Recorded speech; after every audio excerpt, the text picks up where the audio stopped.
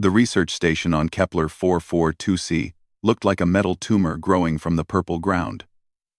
Dr. Elena Vasquez pressed her face against the reinforced viewing window, watching the evening hunt begin in the crystalline forest beyond. The trees weren't really trees at all, but massive silicon formations that grew like twisted spears toward the alien sky. Between their razor-sharp branches, something moved. The devourer emerged first, as it always did. Standing 12 feet tall on 6 segmented legs, its translucent body revealed the still struggling forms of smaller creatures within its digestive chambers. Acid dripped from its mandibles, hissing where it touched the ground. Elena had watched it hunt for 3 months now, and the sight still made her stomach clench. "Another beautiful evening in paradise," muttered Dr. James Chen from behind her, not looking up from his genetic samples. The biologist had stopped watching the hunts after the first week. Elena didn't blame him. The Kepler system had been humanity's greatest discovery and worst nightmare rolled into one. 12 planets, 8 of them harboring life, all within the same solar system. The xenobiology applications were endless. The survival rate of research teams was not. Elena's tablet chimed with an incoming message from Earth. The quantum communication array only worked during specific orbital alignments, making contact precious and brief. She opened the message, expecting another routine check-in from the Colonial Science Division. Instead, she found a priority alert that made her blood freeze. "James, you need to see this." Her voice carried across the cramped laboratory space. The Arcturus expedition just went dark. All 7 research stations. James finally looked up from his microscope, his dark eyes reflecting the purple glow from outside. "Equipment failure?" "No." Elena's finger traced the words on her screen. The last transmission mentioned organized attacks. "Coordinated." The creatures there have never shown that level of intelligence before. The Arcturus system lay 47 light-years away, but the implications reached across space like a cold hand. If the creatures there had developed coordinated hunting strategies against human settlements, what did that mean for the other colonies? A low vibration thrummed through the station's hull. Elena returned to the window, watching as more horrors emerged from their daytime hiding places. The spike serpent slithered between the crystal trees, its body covered in needle-sharp protrusions that could punch through titanium steel composite. Behind it came the shadow weavers, spider-like creatures that could bend light around themselves until they became nearly invisible. "Look at them," Elena whispered. "Perfect killing machines, every one of them. But they're still just animals following instinct." The devourer had found prey. A smaller creature Elena had never seen before scrambled desperately through the crystal grove, its 4 wings beating frantically as it tried to escape. The devourer moved with surprising grace for something so large, cutting off escape routes with the patience of an experienced hunter. The kill was swift and brutal. The smaller creature's screams echoed across the landscape before being cut short by crushing mandibles. Elena watched the devourer's digestive chambers begin working on its fresh meal, the creature still twitching as acids broke it down. 26 species of apex predators on this continent alone, James said, joining her at the window. Each one capable of killing a human in dozens of creative ways. The atmosphere tries to dissolve our lungs, the plants secrete neurotoxins, and the water contains parasites that eat nervous tissue. "And yet here we are," Elena replied. "Still alive after 4 months. Barely. The defense grid does most of the work." Elena nodded toward the humming force field generators that surrounded their station. The electromagnetic barriers kept most creatures at bay, though some of the smaller ones occasionally slipped through. They'd lost 3 research drones to curious predators in the first month alone. Another message arrived. This one from the Luna Command Center. Elena read it twice before speaking. "They're pulling us out." James turned from the window. "What?" "Emergency evacuation order. Transport ship arrives in 72 hours. They're shutting down all research operations in systems with Class A predator ratings." The biologist stared at her. "That's half the colonies. More than half. Arcturus was just the beginning." Darwin Station reported coordinated attacks yesterday. New Geneva went silent 6 hours ago. "Something's changed, James." These creatures are evolving faster than our models predicted. Outside, the nightly hunt continued its ancient rhythm. The spike serpent had cornered something in a grove of particularly sharp crystal formations. Elena could hear the creature's death cries even through the station's sound dampening. 4 months of research down the drain, James muttered, returning to his samples. We were just starting to understand their genetic structures. Elena wasn't listening. Her mind was working through a problem that had been nagging at her since the first evacuation reports. James, what if we're looking at this wrong? What do you mean? The creatures on Arcturus, on Darwin, here on Kepler 442c. We've been studying them as separate ecosystems. But what if they're not? James paused in his sample preparation. You're suggesting some kind of interplanetary connection? I'm suggesting we might be the connection. Think about it. Humans arrive, establish research stations, study the local fauna. Then the local fauna suddenly develops new behaviors. Coordinated behaviors. The implications of her words settled over the laboratory like a heavy blanket. Outside, something roared in the distance. A sound that made the station's walls vibrate. You think they're learning from us? James said slowly. Not just learning. Adapting. We've been documenting their hunting patterns, their social structures, their territorial behaviors. What if some of that information is flowing back to them somehow? A new sound joined the evening chorus outside. Elena had never heard anything like it before. A rhythmic pattern that almost sounded like communication. She pressed her face against the window, trying to locate the source. The devourer stood motionless between 2 crystal spears, its head tilted upward. From its throat came a series of complex sounds, rises and falls that reminded Elena of whale songs. Other creatures had stopped hunting to listen. Are you recording this? Elena whispered. James was already at his equipment. Sensors pointed toward the strange concert outside. Elena, look at the frequency analysis. She moved to his screen, studying the wave-like patterns scrolling across the monitor. The sounds weren't random. They followed mathematical progressions. Repetitive patterns that suggested actual language. How long have they been doing this? James asked. Elena checked her research logs, scrolling through months of behavioral observations. This is the first time I've heard anything like it. The Devourer's song continued, and now other voices joined it. The spike serpent added its own frequencies, followed by the clicking sounds of shadow weavers. Within minutes, the entire forest had become a symphony of alien communication. They're talking about us, Elena said with sudden certainty. How can you possibly know that? She pointed to the acoustic analysis on James's screen. Look at the timing. This started exactly 72 hours after the first evacuation order went out. The same amount of time until our transport arrives. James stared at the data streaming across his monitors. You think they know we're leaving? I think they know everything. Our communication patterns, our technology, our weaknesses. We've been living beside nightmare creatures for months, thinking our barriers kept us safe. But we've been the ones in the cage. The singing outside reached a crescendo, then stopped abruptly.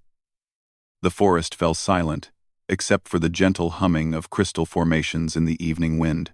Elena and James stood in their laboratory, surrounded by months of research that suddenly seemed woefully inadequate. A new sound broke the silence, not from outside, but from within the station itself. A soft scratching, like claws on metal. Coming from somewhere in the ventilation system, Elena's blood went cold. James, how long since our last perimeter check? The biologist was already moving toward the security console. This morning, all barriers showed green. He paused, studying the readings. Elena, the eastern generator is showing power fluctuations. They both turned toward the window facing east. In the distance, barely visible through the crystal forest, one section of their protective barrier flickered intermittently. As they watched, it went dark for a full second before reactivating. How long until the transport arrives? James asked quietly. Elena checked her chronometer. 71 hours. 43 minutes. The scratching sound in the walls grew louder, joined by others from different parts of the station. Something tapped against the hull, near the communication array. Elena realized with growing horror that the sounds formed a pattern, a rhythm that matched the alien singing they'd just heard. "They're not trying to get in," she whispered. "They're already here." James reached for the emergency beacon, but Elena caught his hand. "Wait.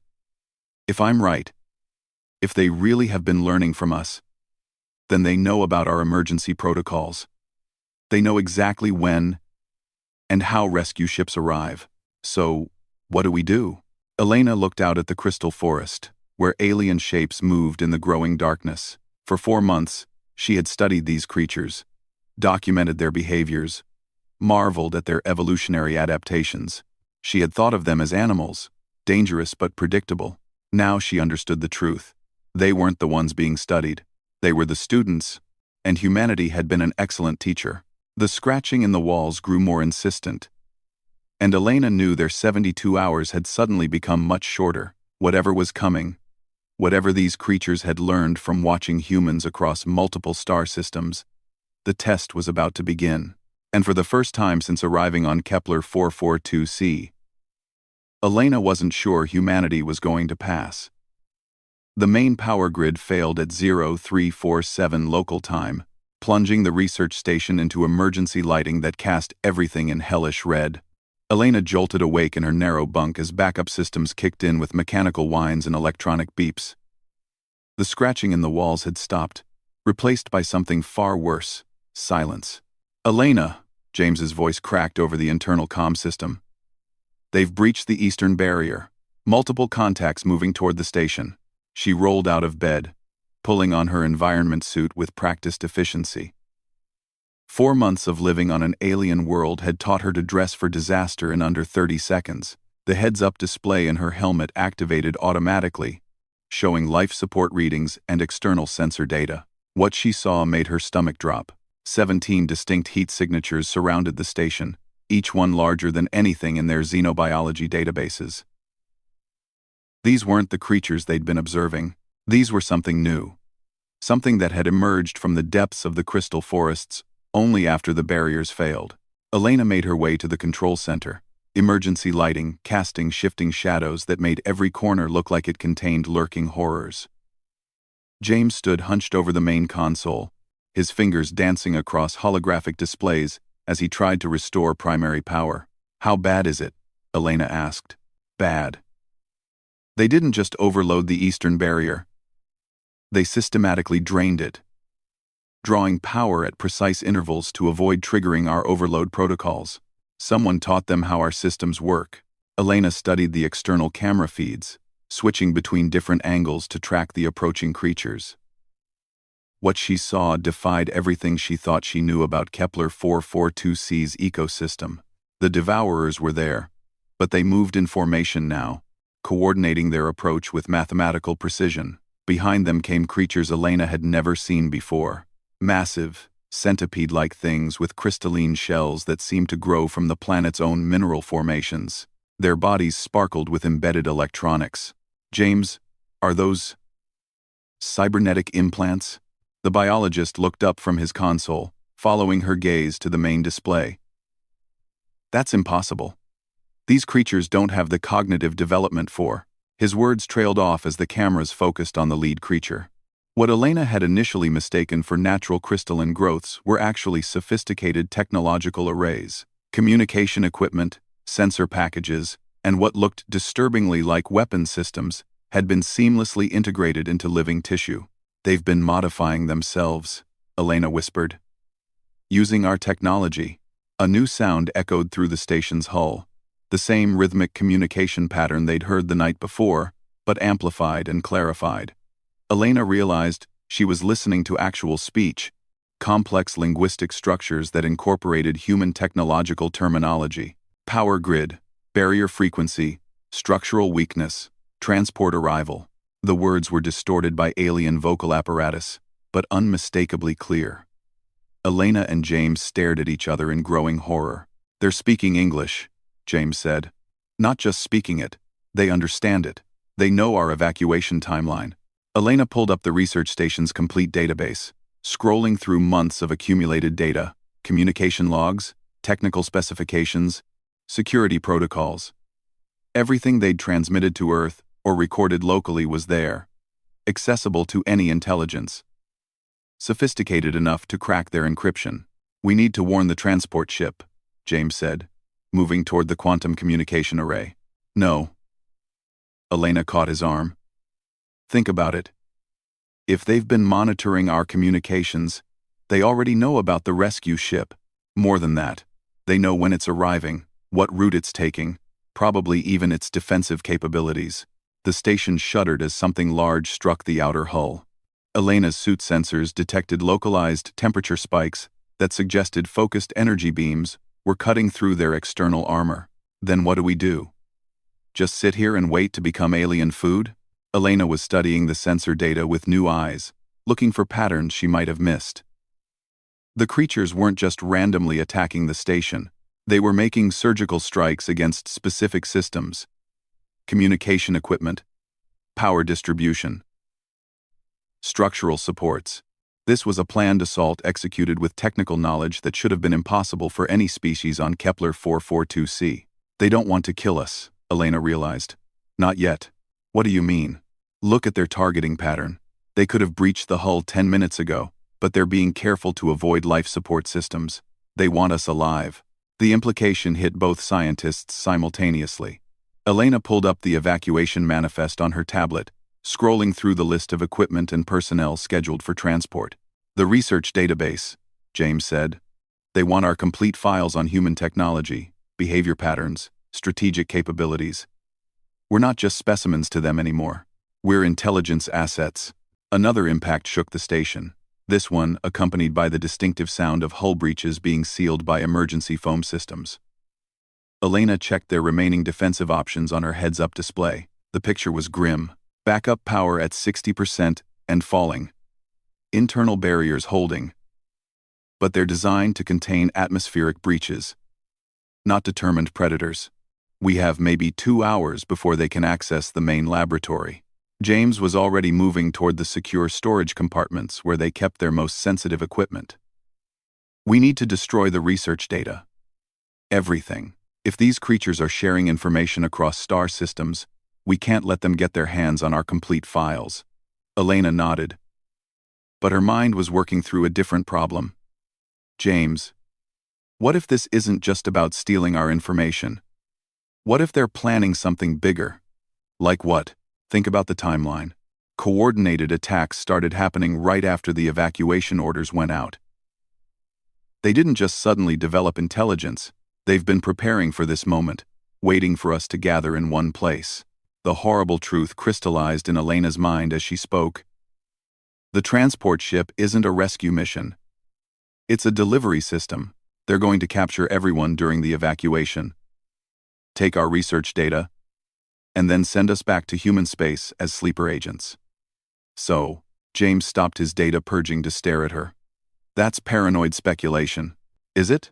We've documented their adaptive capabilities, their ability to integrate foreign technology into their biology.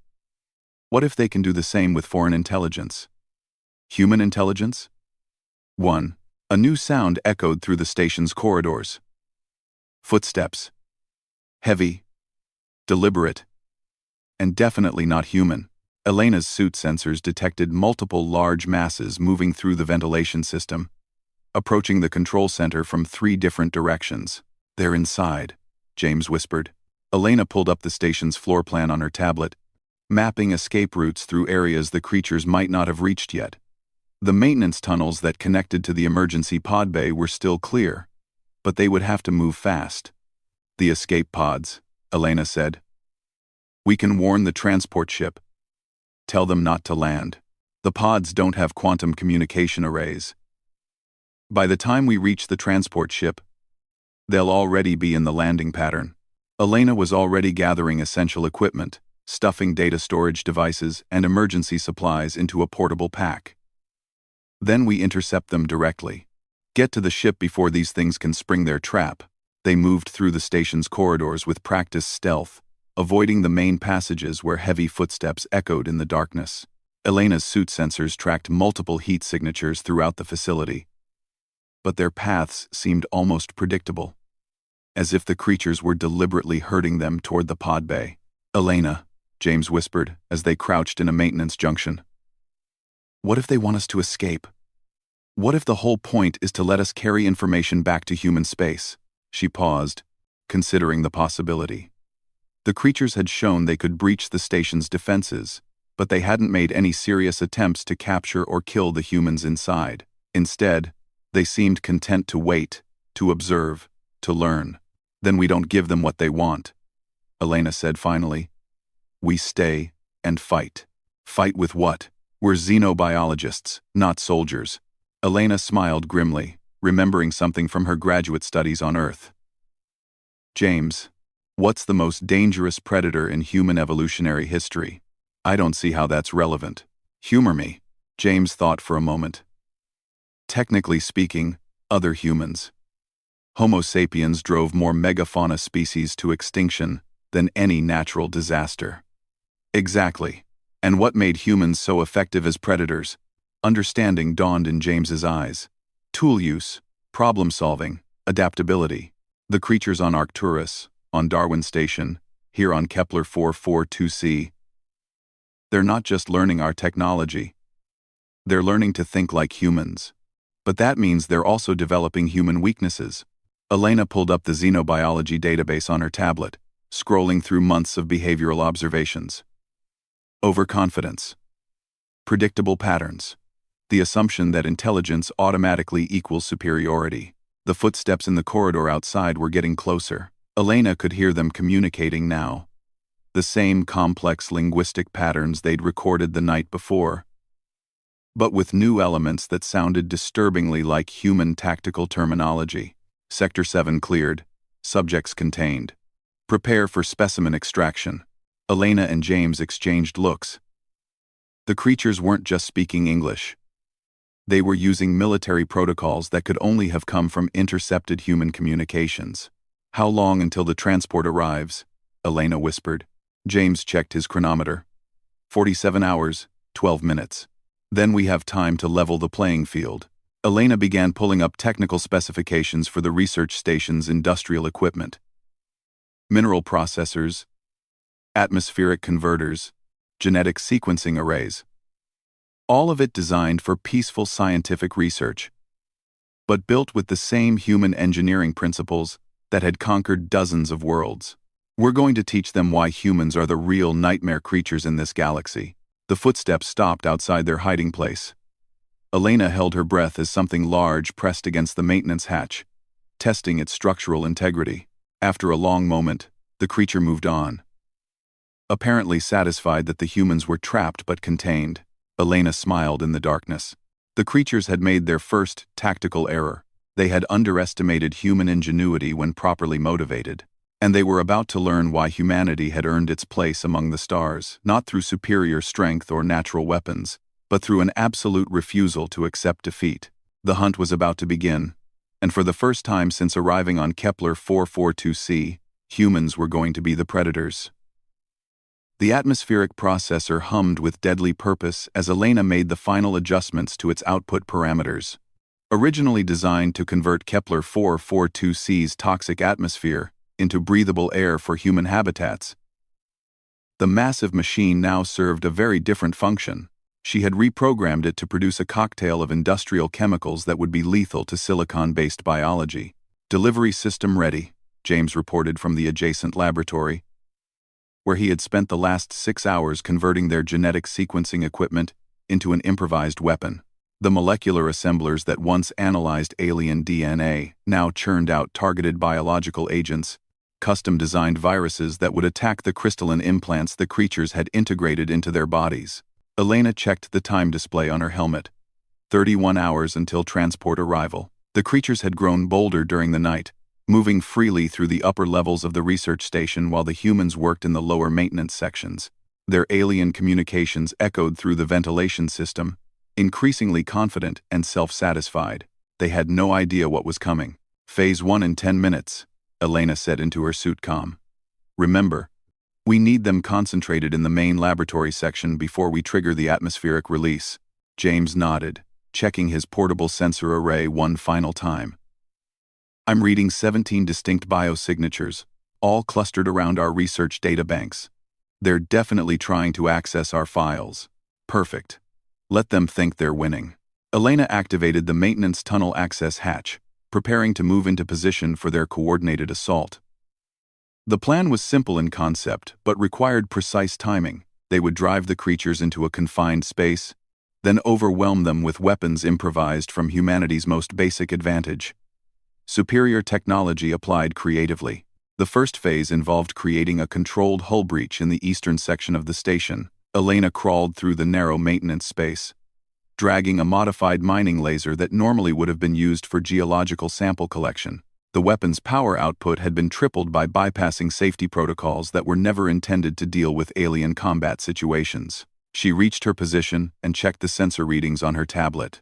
All 17 creatures were still in the upper levels, systematically working their way through the research computers with what appeared to be sophisticated hacking techniques.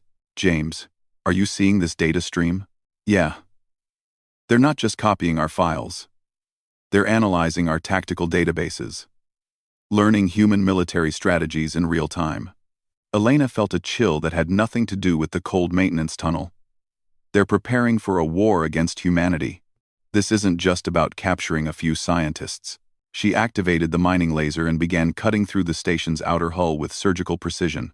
The beams sliced through titanium steel composite like it was paper, opening a gap just large enough for the atmospheric processor's output to be channeled directly into the main research laboratory. Breach complete. Beginning atmospheric saturation. The deadly chemical mixture began flowing through Elena's improvised delivery system, carried by the station's own ventilation network into the areas where the creatures were concentrated. Elena's suit sensors showed atmospheric composition changing throughout the upper levels, oxygen content dropping while industrial toxins rose to lethal concentrations. Contact in 60 seconds, James reported. They're starting to react to the atmospheric changes. Elena could hear them now through her suit's external microphones. The creature's communications had shifted from confident coordination to what sounded like alarm calls. Heavy footsteps echoed through the station as they began moving away from the contaminated areas. They're coming your way, Elena. All 17 signatures heading for the lower levels. Roger. Beginning Phase 2. Elena abandoned her position in the maintenance tunnel and sprinted toward the industrial section of the station. Here, among the massive machines that processed raw materials and maintained life support systems, she had prepared her second surprise for their uninvited guests. The magnetic containment system that normally held superheated plasma for the station's fusion reactor had been reconfigured as a weapons platform. Elena activated the system remotely, creating a series of magnetic fields that would channel the creatures into specific corridors where James waited with his biological weapons. Herding them like cattle, Elena muttered as she watched the biosignatures on her scanner respond exactly as predicted to the magnetic barriers. The creatures were intelligent, but they were thinking like humans now, following logical escape routes that led directly into carefully prepared kill zones. First group entering the bioweapon deployment area, James reported. Releasing viral agents now. Elena watched her scanner as the lead creatures encountered James's improvised biological warfare. The custom-designed viruses attacked the technological implants that the aliens had integrated into their bodies, causing massive system failures throughout their enhanced anatomy. Alien screams echoed through the station as sophisticated cybernetic components began failing catastrophically. The creatures that had seemed so terrifyingly advanced just hours before were suddenly reduced to their base biological forms, stripped of the human technology they had stolen and integrated. "It's working," James said, excitement evident in his voice. "The viral agents are neutralizing their tech implants. They're losing coordination, reverting to instinctual behaviors." Elena smiled grimly as she monitored the chaos through her sensors. The creatures were learning what every species in human space eventually discovered. Humanity's greatest weapon wasn't advanced technology or superior firepower. It was the absolute refusal to fight fair. Phase 3 initiating. Driving them toward the final containment area. Elena activated the station's internal security systems, using emergency blast doors and atmospheric seals to channel the surviving creatures toward the cargo bay. Here, surrounded by the equipment that had been scheduled for transport back to Earth, she would spring the final trap. The creatures burst into the cargo bay in a panic. Their previously organized formation dissolved into individual survival instincts. Elena counted 12 survivors, their technological enhancements sparking and failing as James's biological agents continued to spread through their systems. She activated the cargo bay's loading mechanisms, massive robotic arms designed to move heavy equipment. The machines responded to her commands with mechanical precision, grabbing creatures and holding them immobile, while Elena implemented the final phase of her plan, initiating quantum transmission. Elena announced into her suit comm. She had connected the station's communication array to the cargo bay's sensor network, creating a real-time data stream that would broadcast everything happening in the containment area directly to Earth. But more importantly, the transmission would also reach every human colony in the local stellar neighborhood. The creatures had wanted to learn about human technology and tactical capabilities. Elena was about to give them a masterclass. This is Dr. Elena Vasquez, Kepler Research Station 7. She spoke into her suit's recorder. I am transmitting complete tactical data on hostile alien species that have infiltrated multiple human research facilities. These creatures have demonstrated advanced technological integration capabilities and coordinated attack strategies. One of the captured aliens managed to free itself from the robotic arm holding it. Lunging toward Elena with desperate fury, she sidestepped calmly and activated a portable gravitational field generator, another piece of repurposed research equipment that now served as a weapon. The creature slammed into an invisible barrier and collapsed, its remaining cybernetic implants sparking as they failed under gravitational stress. As you can observe, Elena continued her transmission. These species are highly adaptable, but vulnerable to coordinated human countermeasures. I am uploading complete biological and technological analysis data for distribution to all colonial defense forces. Elena's scanner showed the transport ship entering the system's outer perimeter, still 26 hours from planetary approach. By the time it arrived, every human military installation within 50 light-years would have detailed information on how to counter the alien threat. James, are you recording the behavioral analysis data? Got it all. Their tactical patterns, technological integration methods, communication protocols. Everything.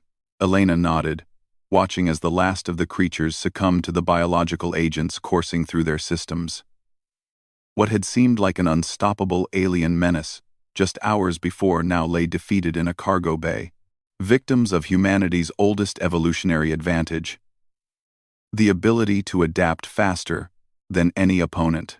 This is for Earth Command intelligence analysis. Elena continued her transmission. The hostile species demonstrate hive mind characteristics with rapid technological adaptation capabilities. However, they show critical vulnerabilities to biological warfare and electromagnetic pulse weapons. Recommend immediate development of standardized countermeasures for all colonial installations. The quantum transmission array showed green confirmation lights across all channels. Elena's tactical analysis was now spreading across human space at faster than light speeds, reaching military commanders and colonial administrators who would be facing similar threats in the coming months. But more than that, the transmission carried a message that would resonate throughout human civilization. When pushed to the edge of extinction, humanity didn't just survive. It evolved. It adapted. It turned the enemy's own advantages against them. Elena looked out through the cargo bay's viewing port at the crystal forests of Kepler 442c. Somewhere out there, other alien species would be receiving word of what had happened at Research Station 7. They would learn that the small, soft creatures from the third planet of an insignificant star system weren't just stubborn survivors. They were apex predators in their own right, capable of turning any environment, any technology, any weapon into an instrument of victory. The transport ship's approach vector appeared on Elena's scanner, right on schedule.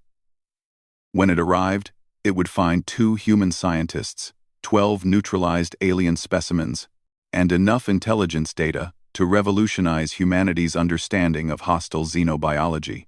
But most importantly, it would carry back to Earth a message that had been written in blood and determination across the galaxy. Humanity might live beside nightmare creatures, But when survival was on the line, humans were always the most frightening thing in the room. Elena began preparing her formal report as the station's automated systems cleaned up the aftermath of their improvised war. She had learned something important during their desperate fight for survival, something that would change how humanity approached alien contact in the future. The universe was full of horrors, creatures that could kill humans in countless creative ways. But evolution had given humanity something unique among known species: the ability to be more creative in response. And that, Elena realized, was what made humans truly terrifying.